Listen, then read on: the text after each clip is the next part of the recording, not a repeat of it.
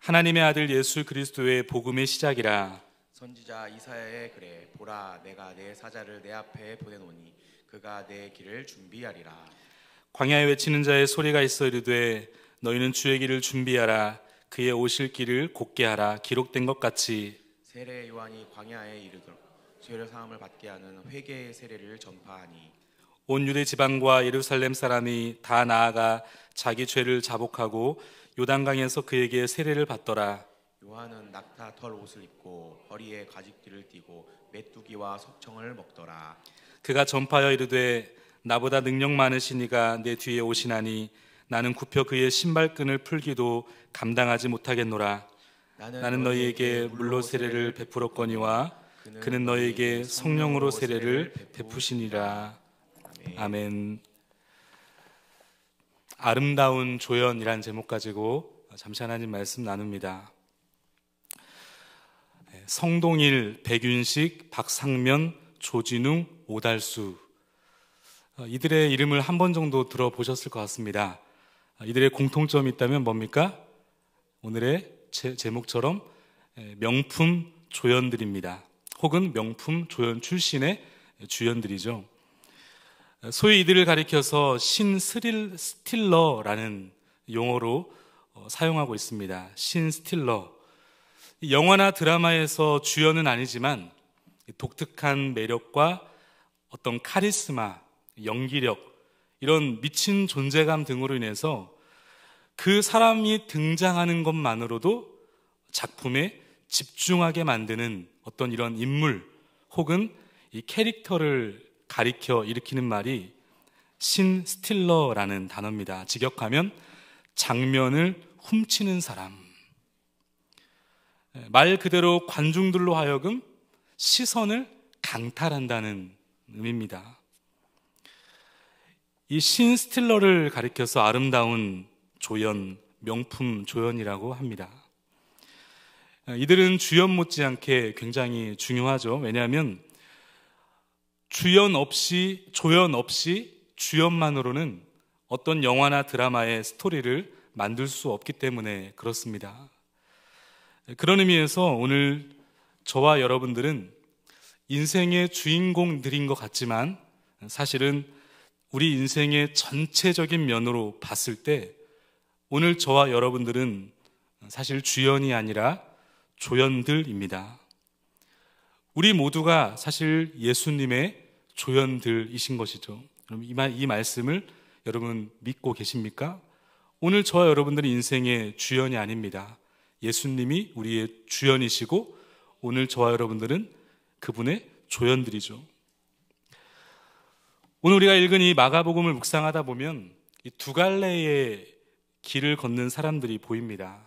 하나는 인생의 주연이 자신이라고 착각하면서 끊임없이 예수님의 길을 막는 이 바리새인들 혹은 이 서기관과 같은 사람들입니다.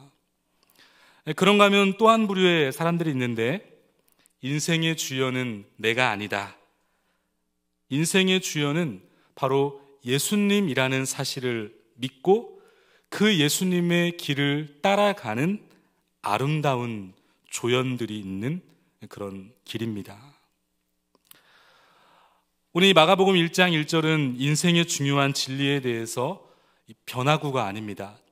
바로 이 직구로 이렇게 시작을 하고 있는데 하나님의 아들 예수 그리스도 복음의 시작이라. 오늘 이 제목에 비춰보면 이 말씀은 인생의 주어, 인생의 주연은 바로 내가 아니라 오직 예수 그리스도이시다 라는 선포입니다. 아멘이십니까? 여러분, 우리의 인생의 주어는 오늘 내가 아니라 바로 예수 그리스도이십니다. 이 자녀를 키우면서 이 자녀들이 점점 좀 자라다 보면 이 자아라는 것이 생기게 되는데 이 보기만 해도 귀엽고 깜찍하고 예쁜 이 아가들이 이제 금방 자라면서 이 자아라는 것이 꿈틀거리면서 자꾸만 이렇게 이야기합니다. 내 거야. 내가 할 거야. 난 혼자 할 수 있어. 사실은 세상의 중심이 자신이 아님에도 불구하고 착각하는 것이죠. 어린아이이기 때문에 그렇습니다. 세상의 중심이 자신이 아님에도 불구하고 아이들은 자꾸만 이 세상의 중심이 나라고 생각합니다. 심지어 한때 지구가 우주의 중심이라고 여기던 시절도 있었습니다. 그러나 오늘 우리는 알고 있죠. 지구가 우주의 중심은 아닙니다. 우리 인생의 주어, 우리 인생의 주연은 여러분 내가 아니라 오직 예수 그리스도 하나님이심을 여러분 믿을 수 있기를 바랍니다. 창세기 1장 1절에 보면 무엇이라고 선포하고 있습니까? 태초에 하나님이 천지를 창조하시니라. 태초에 하나님이 천지를 창조하셨다. 여러분 여기서 말하는 이 주어는 누구십니까? 하나님이십니다. 그리고 동사는 무엇입니까? 창조하시니라. 여기 창조하다라는 이 동사는 히브리어로 바라라는 단어인데 이 동사는 오직 하나님께만 주어로 사용되는 동사입니다. 여러분 이것이 오늘 우리 가운데 무엇을 말씀해 주고 계십니까? 모든 것이 혼돈과 공허라고 하는 무질서에 질서를 부여해 주신 분이 여러분 누구십니까? 하나님이십니다. 하나님께서 빛을 만드셨습니다. 하나님께서 빛과 어둠도 나누셨습니다. 하나님께서 그 각각의 이름도 부여하셨습니다. 하나님께서 그 의미도 부여해 주셨습니다. 하나님께서 주어이시며 하나님께서 주연이시고 하나님께서 액션하실 때 바로 세상은 시작이 되었고 오늘 우리의 인생이 시작이 되었다라는 사실입니다. 여러분 그러므로 이 세상에서의 의미 부여는 나에게 있지 않습니다. 내 거야, 내가 할 거야, 나 혼자 할 수 있어, 이런 의미 부여를 하면 할수록 여러분 기억할 수 있기를 바랍니다. 인생의 의미가 없어집니다. 내가 의미를 부여할수록 여러분 우리의 인생의 의미가 없어지는 것이 여러분 진리입니다. 왜냐하면 우리 인생의 주연은 내가 아니라 바로 예수 그리스도이기 때문에 그렇습니다. 오늘 본문에 이 기록된 세례 요한은 인생의 주어, 인생의 주연이 누가 되셔야 하는지를 너무나 잘 알고 있었던 사람입니다. 인생의 주연은 내가 아니라 예수님이라고 하는 사실을 너무나 그는 잘 알고 있었습니다. 세례 요한 철저하게 예수님의 길을 준비했던 아름다운 조연, 예수님을 주연으로 세우기 위해서 철저하게 자신을 조연으로 내렸던 인생. 여러분 이 세례 요한을 우리 하나님께서는 귀히 보시고 그를 주목하셨습니다. 여러분 우리 예수님께서 세례 요한을 엄청나게 칭찬을 하시는데 누가복음 7장 28절 상반절에 보니까 이렇게 칭찬을 하십니다. 우리 같이 한번 읽겠습니다. 시작. 내가 너에게 말하노니 여자가 낳은 자 중에 요한보다 큰 자가 없도다. 아멘. 여자가 낳은 자 중에 요한보다 큰 자가 없다. 설마 이 말씀을 1m 85 혹은 2m 정도의 큰 키를 가진 멋진 남자라고 오해하는 사람은 없을 것 같습니다. 여러분 그런 의미는 아니지만 여러분 어떤 인생이 이 칭찬보다 더 위대한 칭찬을 받을 수 있겠습니까? 여러분 그런가 하면 누가복음 3장 1절 이하에 보면 하나님께서 아름다운 조연의 인생을 살고자 하는 이 세례 요한을 주목하시는데 여러분 당대의 시대적 상황을 이렇게 기록하고 있습니다. 누가복음 3장 1절과 2절 말씀 제가 읽어보겠습니다. 디베르 황자가 통치한 지 15해 곧 본디오 빌라도가 유대의 총독으로 헤롯이 갈릴리의 분봉왕으로 그 동생 빌립이 이두레와 드고 고닛 지방의 본분왕으로 루사디나가 아빌레네의 본분왕으로 안나스와 가야바가 대제사장으로 있을 때에 하나님의 말씀이 빈들의 사가랴의 아들 요한에게 임한지라. 이 세례 요한이 역사의 전면에 등장했던 그 시대적 배경을 아주 상세하게 기록하고 있는데 오늘 1절에 보니까 디베르 황제, 로마의 황제를 말하는 것이죠. 본디오 빌라도 누굽니까? 황제의 임명을 받은 유대의 총독을 말합니다. 동시에 유대 나라는 이 자치적인 왕들이 있었는데 로마가 세운 총독도 있었지만 이 로컬 지도자들, 그러니까 힘이 너무 한 사람에게 몰리면 안 되기 때문에 나라를 네등분해서 분산시켜 통치하게 되는데 그 왕들이 본분왕이라는 사람들입니다. 4분의 1씩 다스리는 사람들이죠. 그런가 하면 2절에 보면 안나스와 가야바가 당시에 대제사장으로 있을 때라고 기록하고 있습니다. 안나스는 가야바의 장인인데 은퇴한 대제사장을 가리킵니다. 그런데 여러분, 오늘 이 누가복음 3장 1절과 2절 말씀에서 성경이 강조하고 있는 이 시대적 배경을 밝히 세밀하게 말씀하고 있는 이유가 있습니다. 이 역사적인 사실 굉장히 복잡하고 힘든 시대 아닙니까? 세상 권력의 파워게임 속에 있는 시대였어요. 종교 지도자들도 2명이나 되었습니다.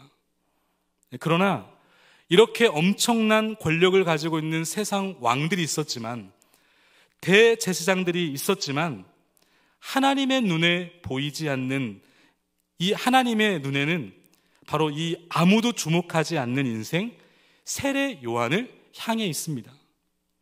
하나님께서 이 세례 요한을 어떻게 준비하시는가 봤더니요, 400년이라고 하는 긴 침묵의 시간을 깨시고 말라기 선지자 이후에 하나님께서 그 어떤 말씀도 주시지 않으셨는데 그 침묵을 깨고 다시 말씀을 전할 선지자 한 명을 택하시는데 그게 바로 누구였다는 겁니까? 세례 요한이었다는 것이죠. 오늘 본문 2절 말씀을 다시 한번 보시기 바랍니다. 안나스와 가야바가 대제사장으로 있을 때에 하나님의 말씀이 빈들에서 사가랴의 아들 요한에게 임한지라. 빈들에 있는 사가랴의 아들 요한에게 임했다. 여러분, 안나스와 가야바라고 하는 대제사장이 있었음에도 불구하고 하나님의 말씀이 지금 누구에게 떨어지고 있습니까? 세례 요한에게 떨어지고 있습니다. 하나님은 자신의 인생의 주연이 되고자 하는 사람이 아니라 예수 그리스도가 인생이 주연되기를 소원하는 사람들에게 그의 시선과 그의 관심을 갖고 계신다는 사실을 우리는 이 본문을 통해서 알게 되는 것입니다. 주연이신 예수 그리스도가 부각될 때 여러분, 인생이라는 우리의 영화도 빛이 나게 되어 있는 줄 믿습니다. 여러분, 그렇다면 인생의 주연이 내가 아니라 예수인 사람은 어떤 사람들인가? 어떤 특징을 갖고 있는가? 그 첫 번째는요, 예수만 드러나기를 원한다라는 사실입니다. 우리 한번 읽겠습니다. 예수만 드러나기를 원한다. 예수 그리스도가 인생의 주연되기를 원하는 사람들의 특징이에요. 마가복음 1장 3절 우리 같이 한번 읽어보겠습니다. 같이 시작. 광야에 외치는 자의 소리가 있어 이르되 너희는 주의 길을 준비하라. 그의 오실 길을 곧게 하라. 기록된 것 같이. 아멘. 오늘 이 세례 요한을 가리켜서 광야에 외치는 자의 뭐가 있다고요? 소리가 있다. 소리. 여러분, 소리가 뭐죠? 소리의 특징이 있습니다. 지금도 소리가 나니까 여러분들에게 제 목소리가 들리는 거 아니겠습니까? 소리는요, 들리기는 하는데 실체가 없습니다. 그렇죠? 뿐만 아니라 소리는 그 메시지가 듣고 있는 사람에게 전달되는 그 순간에 그 소리는 사라집니다. 그렇죠? 오늘 제 이 메시지가 지금 들리고 있는데 이 메시지가 여러분들의 귓가에 때릴 때 그 문장은 끝이나 사라집니다. 그런데 여러분, 만약에 이 소리가 자신의 실체에 대해서 미련이 남아서 사라지지 않고 자꾸만 귓가에 맴돌고 웅웅웅웅거린다. 그러면 어떻게 될까요? 아마도 그 소리 때문에 아무것도 할 수 없을 것 같아요. 이명과 좀 비슷합니다. 그 소리는 반드시 사라져야 됩니다. 듣는 순간. 그런데 미련이 남아가지고 그 소리가 사라지지 않고 남아있다고 한다면 큰 문제가 생기는 것이죠. 여러분, 세례 요한이 바로 그런 광야의 소리였다는 겁니다. 그는 자기 자신을 드러내지 않고 철저하게 예수님만 드러나기를 원했던 사람이었습니다. 그렇게 예수님만 드러내고자 했던 세례 요한, 예수 그리스도가 역사의 전면에 등장하자 그는 미련 없이 역사의 무대의 뒷면으로 사라져 버리고 맙니다. 철저하게 예수님만 드러내기를 원했던 사람, 바로 예수 그리스도가 주연되기를 원했던 세례 요한이었습니다. 요한복음 1장에 보면 사람들이 세례 요한에게 이런 질문을 합니다. 네가 그리스도냐? 네가 엘리야냐? 네가 선지자냐? 이 묻는 사람들이 많아지기 시작합니다. 굉장히 나름 그 당시에 인기가 있는 선지자였던 것으로 보입니다. 그때 수많은 사람들이 자신을 향하여 관심을 갖고 있을 때 세례 요한이 나는 탁월한 사람이야. 그래, 나 엄마 뱃속부터 성령에 충만한 사람이었어. 우리 집 얼마나 뼈대 있는 가문인 줄 아니? 너희들과 비교할 수 없는 나는 제사장 가문이었어. 이렇게 말하지 않습니다. 요한복음 1장 23절에 보면 그는 이렇게 고백합니다. 이르되 나는 선지자 이사야의 말과 같이 주의 길을 곧게 하라고 광야에서 외치는 자의 소리로다 하니라. 자기는 단지 소리에 불과하다라고 고백하죠. 여러분, 그러면서 뭐라고 말합니까? 예수님을 가리켜서 그는 이렇게 고백합니다. 요한복음 1장 29절 같이 한번 읽겠습니다. 시작. 이튿날 요한이 예수께서 자기에게 나아오심을 보고 이르되 보라, 세상 죄를 지고 가는 하나님의 어린 양. 아멘. 나를 주목하지 말고 예수를 보라는 겁니다.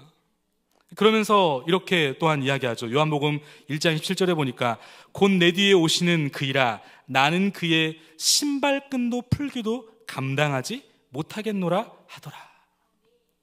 나는 그의 신발끈도 풀기를 감당하지 못하겠다. 이 당시 유대 사회에서는 주인이나 손님이 집에 들어가면 그 집의 하인이 신발끈을 풀고 신발을 벗긴 이후에 먼지 묻은 발을 씻겨주는 풍습이 있지 않았습니까? 그래서 이 신발끈을 묶고 푸는 것은 사실 천한 노예가 하는 일입니다. 천한 종이 하는 일이에요. 오죽하면 당시 랍비들이 이 스승과 제자의 관계에 대해서 가르치면서 아무리 제자가 스승을 존경한다 할지라도 다른 일은 몰라도 선생의 신발을 묶어주거나 푸는 일은 해서는 안 된다, 이렇게 가르쳤다는 거예요. 그거는 종이나 하는 일이라고 강조했다는 것이죠. 그런데 지금 세례 요한은 자기 자신을 스스로 가리키면서 나는 예수님의 그 신발끈도 풀어줄 만큼의 이 종의 자격도 안 된다라고 그는 고백하고 있습니다.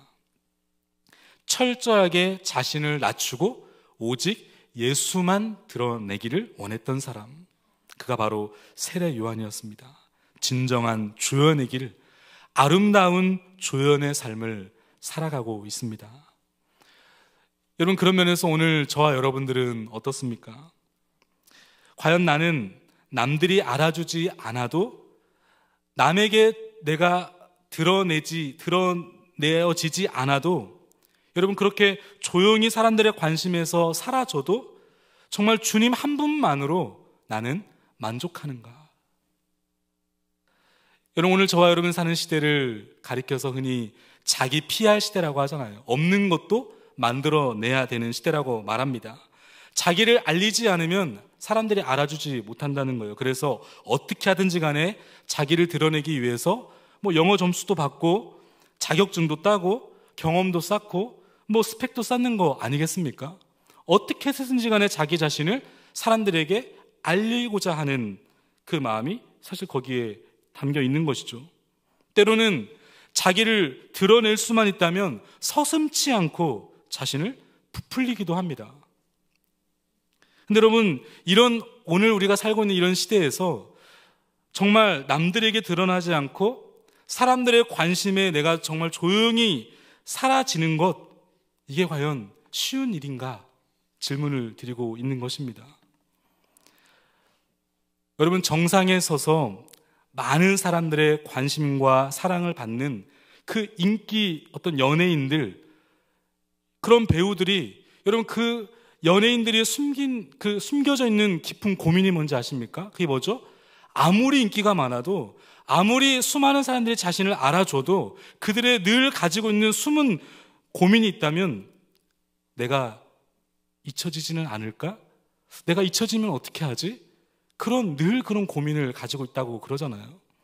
아무리 인기가 많아도.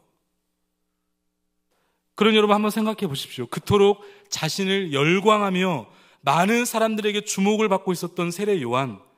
그런데 그렇게 자신을 향하여 열광하며 자신을 따라왔던 그런 제자들조차도 자신에게 등을 돌리며 새로운 인물인 이 예수에게 그들의 시선을 향하고 있을 때, 여러분이 세례 요한의 심정이 어땠을까? 분명 그도 본능적으로 사람들에게 잊혀지고 있는 그 잊혀짐에 두려움을 가지고 있었을 것입니다. 본능이니까요.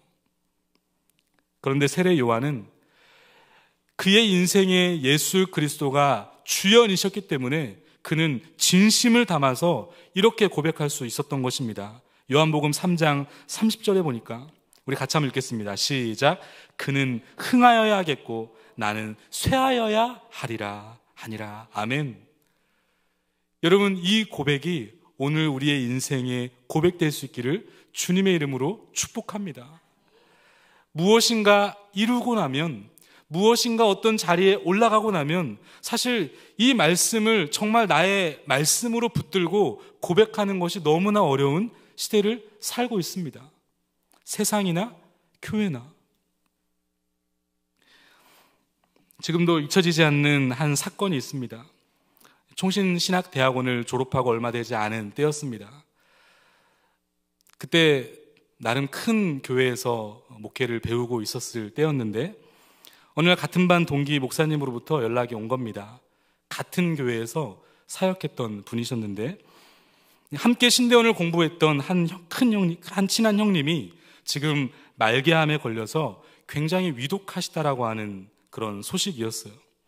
처음에 그 이야기를 들었을 때 정말 너무나 안타깝고 너무나 사실 충격적인 그런 소식이 아닐 수 없었습니다. 왜냐하면 그분은 나름대로 정말 탄탄히 그리고 열심히 사역을 너무나 잘 해오셨던 분이셨기 때문에 그렇습니다. 제가 섬겼던 그 교회에서 인턴 전도사로 사역도 하셨고, 그리고 안산에 있는 이 안산 동산교회에 이동하셔서 강도사로 사역하시면서 그렇게 그 교회에서 이제는 교구를 섬기는 이 풀타임 사역자, 이 전임 사역자로 정말 열심히 사역하고 계셨는데, 갑자기 들려왔던 소식은 무엇이었냐면 그분이 지금 말기암에 걸려서 모든 것을 다 내려놓고 고향인 지방으로 내려가 계시고 있다는 거예요. 그리고 들리는 소문에 의하면 이제 얼마 남지 않았다는 거예요. 너무나 충격적인 소식이었어요. 그래서 함께 그 교회에서 사역하는 같은 동기 목사님이셨는데, 몇 분이 같이 이제 이분을 찾아간 겁니다. 갔더니 2살 된 아이와 아내와 함께 이 고향인 전주에 내려와 계셨는데, 저희가 찾아가 뵈었을 때 3평 남짓한 5층에 아주 조그만한 이 다락방 같은 곳에서 하루 종일 성경 말씀을 읽고 하루 종일 성경을 필사하면서 그렇게 이 암과 투쟁하며 사투하며 그렇게 계셨습니다. 그때 함께 같은 반 동기였던 저희 동기들을 향해서 그 형님이 제게 해주셨던 말씀이 아직도 잊을 수가 없는 가슴에 새겨져 있는 메시지가 있습니다. 그때 그 형님이 그렇게 말씀해 주셨습니다. 오륜교회, 안산 동산교회, 그런 초대형 교회를 사역하면서 사실은 내가 얼마나 위로 올라가려고 했는지 너희들은 모를 것이다.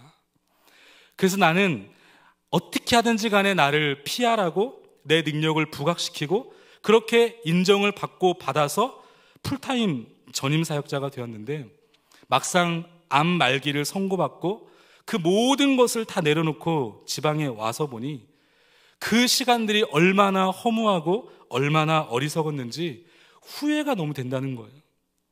왜 그때 그렇게 즐겁게 섬기지 못했는지 후회가 된다는 겁니다. 그때는 그랬다는 거예요. 그땐 내가 초대형 교회 목사이기 때문에 우리나라 상위 1% 안에 들어가는 훌륭한 목사라고 생각을 했다는 겁니다. 그런데 그 모든 것을 다 내려놓고 이제 지방에 내려가서 조그마한 다락방에 앉아 하루 종일 성경을 읽고 묵상하며 그 지방에 있는 많은 목사님들을 만나면서 정말 빛도 없이 무명처럼 하나님을 사랑하고 하나님 말씀을 사랑하시는 정말 엄청난 훌륭하신 목사님들이 세상에는 너무나 많다는 것을 비로소 깨달았다는 거예요. 그러면서 그때 함께 동기들 목사님에게 그분이 이렇게 말씀하셨습니다. 너도 나처럼 너무 사람들에게 잘 보이려고 애쓰지 말고 하나님의 평가에 민감한 목사가 됐으면 좋겠다. 이렇게 메시지를 남기고 그분은 하나님의 부르심을 받고 천국에 안식하셨습니다. 여러분, 오늘 저와 여러분들은 어떻습니까? 사람의 시선과 평가에 민감한 사람입니까? 아니면 하나님의 평가에 민감한 사람입니까? 그런 의미에서 저는 찬송가 288장 예수를 나의 구주 삼고 이 3절 가사를 항상 마음에 새깁니다. 주 안의 기쁨 누림으로 마음의 풍랑이 잔잔하니, 그 다음에 세상과 나는 간 곳 없고 구속한 주만 보이도다. 세상과 나는 간 곳 없고 오직 구속한 주만 보일 때, 여러분 그때가 가장 강력한 인생의 행복한 삶을 살아내는 줄 여러분 믿습니다. 근데 여러분 너무나 안타까운 것은 많은 경우에 오늘 저와 여러분들은 자꾸만 나 자신을 증명하려고 합니다. 내가 얼마나 정당한지 아는가? 내가 얼마나 억울한지 아는가? 내가 얼마나 옳은지 아는가? 여러분, 우리가 자주 화나는 이유가 무엇입니까? 왜 우리가 그토록 분노하며 그렇게 성을 못 참는 것입니까? 사실 나를 건드렸기 때문에 아닙니까? 왜 원한이 생기죠? 내가 억울하기 때문에 그래요. 왜 질투가 생깁니까? 내 뜻대로 되지 않기 때문에 질투하는 것입니다. 그러나 오늘 저와 여러분들은 누굽니까? 우리 갈라디아서 2장 20절 말씀 우리 같이 한번 읽겠습니다. 시작. 내가 그리스도와 함께 십자가에 못 박혔나니 그런즉 이제는 내가 사는 것이 아니요 오직 내 안에 그리스도께서 사신 것이라. 이제 내가 육체 가운데 사는 것은 나를 사랑하사 나를 위하여 자기 자신을 버리신 하나님의 아들을 믿는 믿음 안에서 사는 것이라. 아멘. 오늘 저와 여러분들은 이미 십자가에 못 박혀 죽은 사람들입니다. 오늘 저와 여러분들은 내가 사는 것이 아니라 오직 내 안에 누가 사는 것입니까? 예수 그리스도가 사는 것이라. 여러분, 이것이 오늘 우리의 아이덴티티입니다. 인생의 주연이 내가 아니라 예수 그리스도, 그는 철저하게 예수님만 드러나기를 원합니다. 그런가 하면 두 번째, 인생의 주연이 내가 아니라 예수님인 사람은 어떤 사람인가? 특징이 있습니다. 두 번째 특징은요, 사람들을 예수님께로 연결한다는 겁니다. 따라하겠습니다. 사람들을 예수님께로 연결한다. 여러분, 인생의 주연이 내가 아니라 예수 그리스도가 인생의 주연이라고 정말 믿는 사람들의 특징이 있다면 그것은 자꾸만 사람들에게 예수 그리스도를 연결시킨다는 겁니다. 마가복음 1장 오늘 본문 2절과 3절에 보니까 선지자 이사야의 글에 보라 내가 내 사자를 내 앞에 보내노니 그 다음에 그가 내 길을 준비하리라. 세례 요한의 존재 이유가 있다면 예수 그리스도의 길을 열어주는 사람이었다는 겁니다. 여러분, 세례 요한은 자기 자신의 성공을 위해서 살지 않았어요. 세례 요한은 자기 자신의 이름을 위해서 살지 않습니다. 세례 요한은 사명을 위해 사는 사람이었습니다. 여러분, 앞선 세례 요한을 광야에서 외치는 소리였다라고 말씀을 드렸는데 광야에서 그는 어떤 소리였습니까? 예수님의 길을 그는 어떻게 준비하고 있습니까?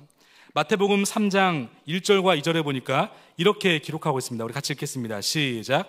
그때 세례 요한이 이르러 유대 광야에서 전파하여 말하되 회개하라 천국이 가까이 왔느니라 하였으니. 여러분, 세례 요한은 적당히 이 삶을 살아내면서 타협하거나 적당히 부드럽게 돌려 말하는 사람이 아니었습니다. 영적 어둠의 시대를 향하여서 확성기를 들며 담대하게 그는 선포하기 시작했습니다. 회개하라, 죄를 자복하라. 영적인 암흑기의 시대를 두 손으로 붙들고 그는 흔들어 깨우는 그런 소리였다는 겁니다. 결코 두려움이 느껴지지 않아요. 여러분, 세례 요한의 이 회개하라, 천국이 가까이 왔느니라 외치는 세례 요한의 심정이 여러분 느껴지십니까? 신음하고 있는 이 세상의 영적 고통에 견딜 수 없는 하나님의 애끓는 마음이 바로 이 세례 요한의 고백 속에 들어있습니다. 죄로 인해서 죽어가고 있는 시대를 향하여 회개하라, 천국이 가까이 왔다. 그의 마음을 찢으며 하늘의 소리를 과감없이 선포하는 바로 예수 그리스도가 인생의 주연인 인생이었습니다. 그러면서 그는 사람들을 예수 그리스도께로 연결해주는 사람이었습니다. 요한복음 1장 35절 이하에 보면 어느 날 세례 요한이 자신의 제자 두 사람과 함께 이 조용히 한 하루를 보내고 있었던 것으로 보입니다. 세례 요한과 두 명의 제자가 있었을 때죠. 그런데 그때 마침 예수님께서 걸어가시는 모습이 보이는 겁니다. 그때 세례 요한이요, 두 제자에게 망설임도 없이 예수님을 연결시킵니다. 요한복음 1장 35절과 36절 우리 같이 한번 읽어보겠습니다. 같이 시작. 또 이튿날 요한이 자기 제자 중 두 사람과 함께 섰다가 예수께서 거니심을 보고 말하되 보라, 하나님의 어린 양이로다. 무슨 말입니까? 쉽게 말하면 요한아, 안드레야, 너희들이 찾는 해답이 내가 아니라 바로 저분이란다. 저분이 하나님이 보내신 사람이야. 저분이 진짜야 라면서 예수 그리스도를 가리키고 있는 것입니다. 결국 이 세례 요한의 말을 들은 이 제자들은 어떻게 합니까? 요한복음 1장 37절에 보니까 두 제자가 그의 말을 듣고 예수를 따르니라. 두 제자가 세례 요한의 말을 듣고 따랐다는 거예요. 여러분, 세례 요한이 그냥 대충 흘러가는 말로 예수님을 가리켰을까요? 전심을 다해서 망설임도 없이 지나가는 그 예수가 진짜야 라고 하면서 이 두 제자들에게 소개를 했고 예수님을 따르도록 만들었다는 겁니다. 그러니 이 세례 요한의 말을 듣고 예수를 그들은 따라간 것입니다. 인생의 주연이 예수 그리스도라고 믿는 사람들은 이처럼 예수님께로 연결시키는 삶을 살아내고 있습니다. 왜 예수님께 연결시키고 있나요? 보라, 하나님의 어린 양이로다. 예수님만이 우리의 죄를 짊어지시고 가시는 하나님의 어린 양 되시기 때문에 바로 세례 요한은 이 예수 그리스도를 가리킨 것입니다. 예수 그리스도만이 인생의 유일한 길이시며 진리이시며 생명이시기 때문에 예수를 가리켰던 거예요. 그분으로 말미암지 않고서는 하나님 아버지께로 갈 자가 아무도 없기 때문에, 유일한 인생의 구원의 길이기 때문에 세례 요한은 예수 그리스도를 가리켰던 것입니다. 여러분, 인생의 주연이 정말 예수 그리스도라고 믿는 사람들은 인생의 주연 되시는 유일한 생명이요 진리요 길이신 예수 그리스도를 가리키는 사람들 아니겠습니까? 생명의 문제잖아요. 사람이 죽느냐 사느냐의 문제잖아요. 여러분, 그런 의미에서 오늘 저와 여러분들은 어떻습니까? 진리요 길이요 생명이신 예수 그리스도께로 사람들을 자꾸 연결시키고 계십니까? 매주 이 수요일 예배가 마치고 나면 예배 직후에 여러분들 잘 모르시겠지만 끝나고 나서도 이 목자 스쿨이라고 하는 양육이 진행됩니다. 아셨습니까? 우리 목자로 섬기시는 분들이거나 아니면 이 목장교회가 어떤 교회인지 관심 있는 분들 혹은 예비 목자 분들이 미리 이제 배우는 시간인데, 저도 저희 교회 와서 이 교재를 처음 지금 다루고 있습니다. 지구촌 교회에서 나온 4권의 리더 양육 교재를 가지고 함께 배우고 있는데, 보니까 여러분, 이 목자분들은 한 번 받아서는 안 될 보니까 분량이에요. 목자분들은 제가 보니까 주기적으로 꾸준하게 매 학기마다 들어오셔야 될 훈련이라는 생각이 들어요. 일단은 양이 굉장히 많습니다. 그래서 이게 한 번에 끝날 일이 아니에요. 그리고 하나하나 곱씹어서 소화시켜야 정말 목자가 어떤 사람이어야 되는지가 바르게 정립이 될 수 있습니다. 우리 목자분들 꼭 많이 들어오세요. 제가 양육 담당이기 때문에 강조하는 건 아닙니다. 근데 여러분, 이 책의 머릿말에 보면 이 목장교회의 개념에 대해서 매우 중요한 말을 하고 있는데 이런 글귀가 쓰여 있습니다. 제가 한번 읽어보겠습니다. 셀 교회는 집을 잃은 현대인들에게 대한 가족 운동이자 확장된 가정 운동으로 깨어지고 상처받은 영혼들을 치유하려는 하나님의 손길입니다. 성경은 지역교회 내의 지체들을 가족이라 부르기를 주저하지 않습니다. 그러나 문제는 우리 교회의 지체들이 과연 교회를 가정으로서 경험하고 있느냐는 것입니다. 그 다음에요. 교회가 교회다워지는 것은 결국 교회가 진정한 영적 가족 구조를 회복할 수 있느냐에 달려 있습니다. 참 이 말에 저는 굉장히 많은 도전을 받았어요. 교회는 결국 가족이어야 된다는 거예요. 초대교회 2장에 나타났던 교회처럼. 그러면서 지난주에 배웠던 과였는데요, 이런 말씀을 하시더라고요. 마태복음 4장 19절 말씀에 말씀하시되 나를 따라오라 내가 너희를 사람 낚는 어부가 되게 하리라 하신 이 말씀을 근거로 해서 이렇게 말씀하고 있습니다. 제가 한번 읽어보겠습니다. 주님은 자신을 따라오는 모든 제자들을 사람 낚는 어부가 되게 하겠다고 약속하셨습니다. 복음 전도는 그리스도의 제자들에게 선택 과목이 아니라 필수 과목입니다. 정상적인 교회와 정상적인 그리스도인들은 복음 전도에 헌신해야 합니다. 그 다음에요. 전도하지 않는 목장 교회는 이미 존재의 이유와 의미를 포기한 것입니다. 여러분, 이 말씀 앞에 오늘 우리는 다시 한번 정신을 번쩍 차리셔야 됩니다. 이 목장교회가 존재하는 우리 목장교회잖아요. 이 목장교회, 전도하지 않는 목장교회는 이미 존재의 이유와 의미를 포기한 것이다 말하고 있잖아요. 그러면서 이 문구를 딱 읽는데 제가 어디선가 읽었던 이 미래교회 학자인 레너드 스위트 박사님의 네 가지의 교회가 생각이 났어요. 4종류의 교회가 이분은 있다고 이렇게 설명합니다. 일명 4M인데요. 첫 번째는 미션 처치입니다. 사명 중심 교회가 있다는 거예요. 보통 처음 교회가 생길 때, 설립되었을 때 모든 교회는 이 꿈을 향해 달려간다는 겁니다. 건강한 교회, 사명 중심의 교회를 세우기 위해서 몸부림친다는 거예요.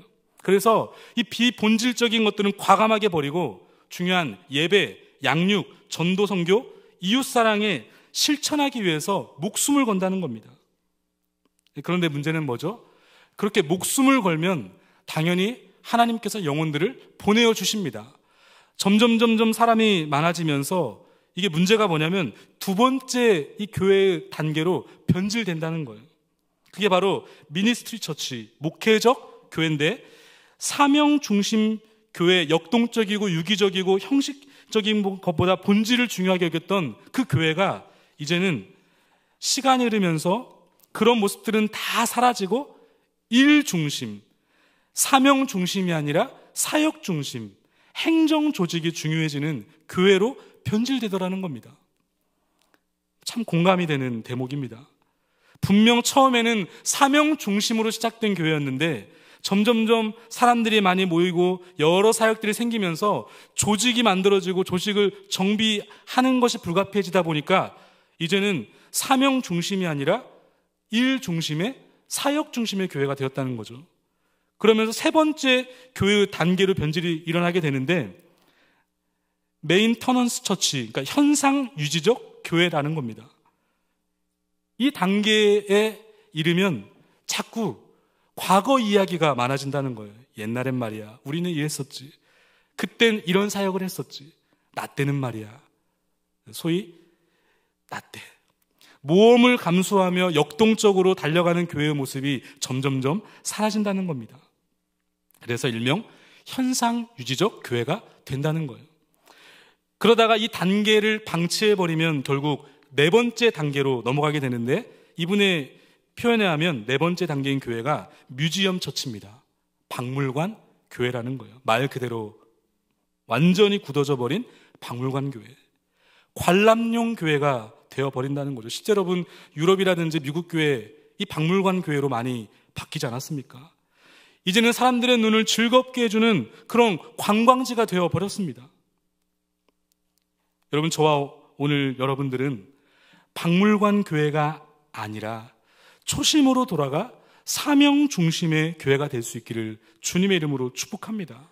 인생의 주연이 예수님이라는 사실을 아는 사람은 이렇게 예수님께로 연결시키게 되어 있습니다. 말씀을 정리합니다. 여러분, 인생의 주연은 누구십니까? 예수 그리스도이십니다. 예수 그리스도가 내 인생의 주연이 될 때 여러분, 우리의 인생은 가장 행복하고 가장 풍성한 삶이 되는 것입니다. 인생의 주연이 예수 그리스도라고 믿고 따르는 자들은 내가 아니라 예수만 드러내는 삶을 삽니다. 인생의 주인이 내가 아니라 예수 그리스도라고 믿고 따르는 사람들은 생명 대신 예수께로 사람들을 연결시킵니다. 저는 암막 커튼을 좋아합니다. 지금은 커튼이 없는데, 이 암막 커튼을 제가 왜 좋아하냐면 모든 빛을 다 차단시키고 깊은 수면을 도와주기 때문에 그래요.